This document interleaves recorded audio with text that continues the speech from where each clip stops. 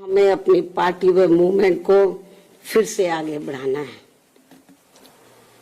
तथा आगे चलकर सत्ता में भी जरूर आना है।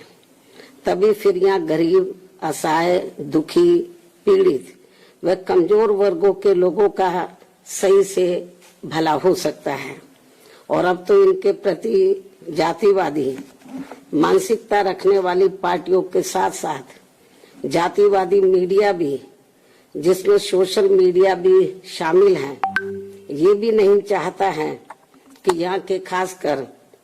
गरीब, दबे कुचले, गरीब व लाचार लोग बाबा साहब की मूवमेंट के मुताबिक चलकर सत्ता की मास्टर चाबी खुद अपने हाथों में है और उसके लिए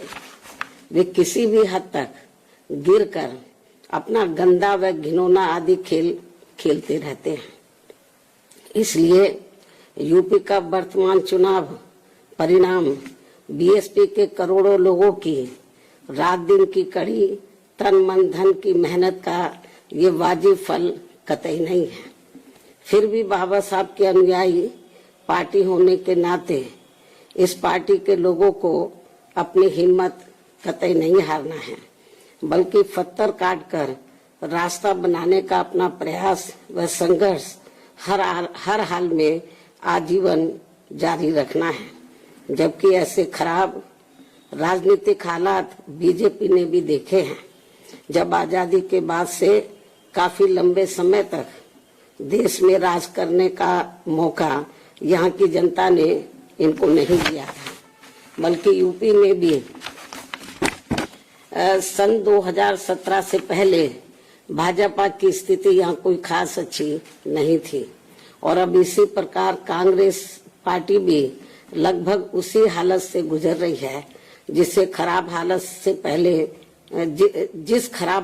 पहले भाजपा गुजर चुकी है। इसलिए कल आए चुनाव परिणाम आगे के लिए सबक, जिसके परिप्रेक्ष्य में यहाँ मैं ये कहना जरूरी समझती हूँ कि चुनाव में पूरे यूपी से मिले फीडबैक के मुताबिक जातिवादी मीडिया अपनी अनवरत गंदी साजिशों प्रायोजित मैनेज किया हुआ सर्वे आदि कार्यक्रमों एवं लगातार नेगेटिव प्रचार के माध्यम से खासकर मुस्लिम समाज व भाजपा विरोधी हिंदू समाज के लोगों को भी गुमराह करने में ये प्रचारित करके काफी हद तक सफल साबित हुआ है कि बीएसपी भाजपा की बी टीम है तथा ये पार्टी सपा के मुकाबले में कम मजबूती से चुनाव लड़ रही है। ये खूब इन्होंने प्रचार किया, जबकि सच्चाई इसके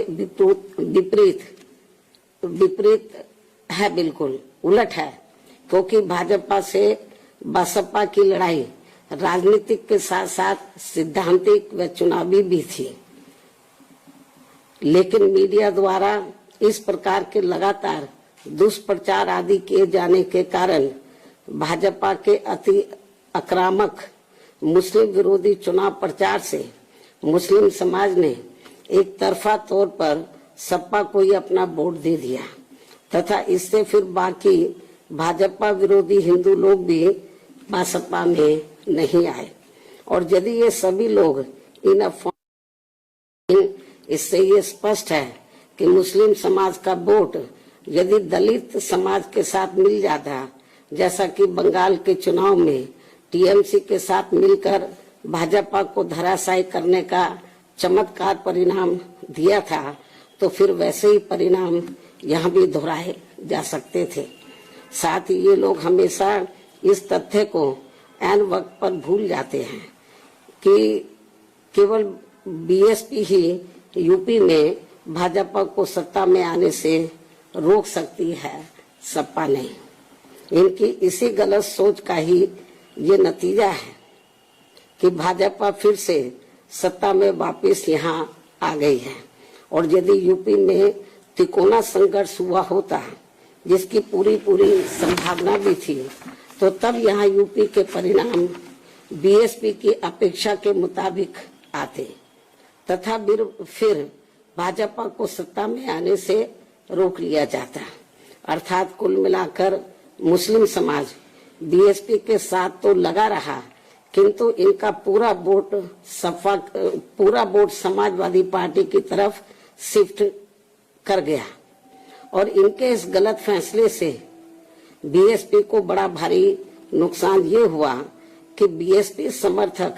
अपर कास्ट व ओबीसी समाज की विभिन्न जातियों में भी ये डर फैल गया कि सपा के सत्ता में आने से दोबारा यहाँ जंगल राज आ जाएगा और फिर ये लोग भी भाजपा की तरफ चले जाएंगे। इस प्रकार से भाजपा को हराने के लिए मुस्लिम समाज ने बार बार आजमाई हुई पार्टी बीएसपी से ज्यादा सपा पर भरोसा करने की बड़ी भारी भूल की है, जिसकी सजा बीएसपी को मिली है। यह काफी कड़वी व सीख लेने वाली भी है। जिसकी सजा बीएसपी को मिली है कि हमने पे भरोसा किया, जिसकी सजा बीएसपी को मिली है वह काफी कड़वी व सीख लेने वाली भी है। इसलिए इस कड़े अनुभव को खास ध्यान में रखकर ही अब बीएसपी आगे अपनी रणनीति में बदलाव जरूर लाएगी। लेकिन ऐसे हालातों में भी बीएसपी मूवमेंट के हित में संतोष की बात ये रही है कि दलितों में से खासकर मेरे खुद के अपने समाज का वोट हमेशा की तरह इस बार भी अपनी मूवमेंट व पार्टी की लीडरशिप के साथ चट्टान की तरह पूरी मजबूती के साथ खड़ा रहा है। जिन पर मैं कितना भी गर्व महसूस करूं वह कम ही होगा तथा उनका जितना भी मैं आभार प्रकट करूं वह कम ही होगा। और अब मेरी उन सभी से ये भी अपील है कि उन्हें अपना मनोबल बिल्कुल भी नहीं गिरने देना है, क्योंकि बाबा साहब के अनुयायी कभी भी अपनी हिम्मत नहीं हारते हैं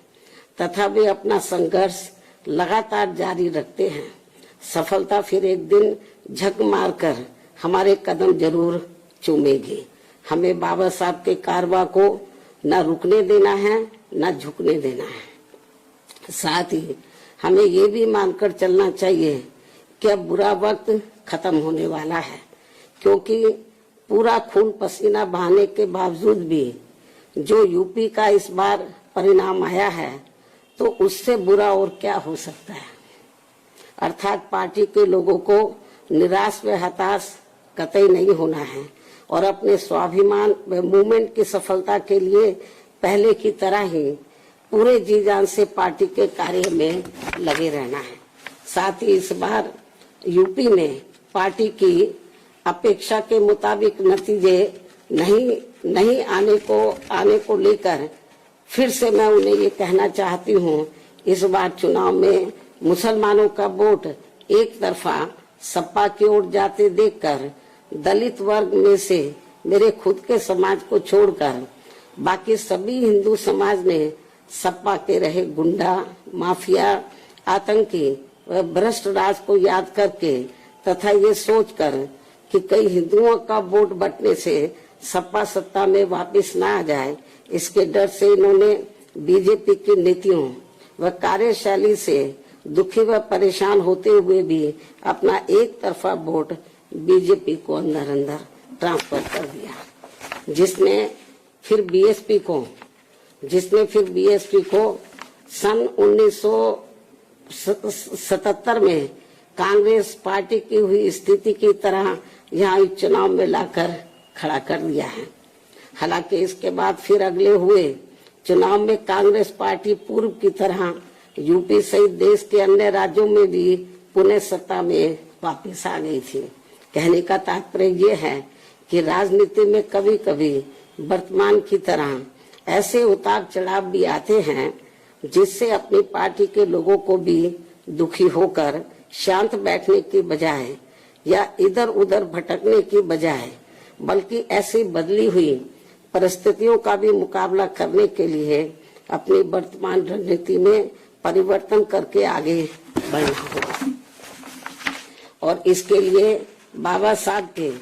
राजनीतिक जीवन संघर्ष व उनकी सोच को भी ध्यान में रखकर अपनी पार्टी के जनाधार को फिर से कैडर के जरिए आगे बढ़ाना है। साथ ही इस मामले में हमें ये भी याद रखकर आगे बढ़ना है कि कांग्रेस ने बाबा साहब को अपने रास्ते का रोड़ा मानकर इनको सीधे चुनाव में कामयाब नहीं होने दिया था, लेकिन उन्होंने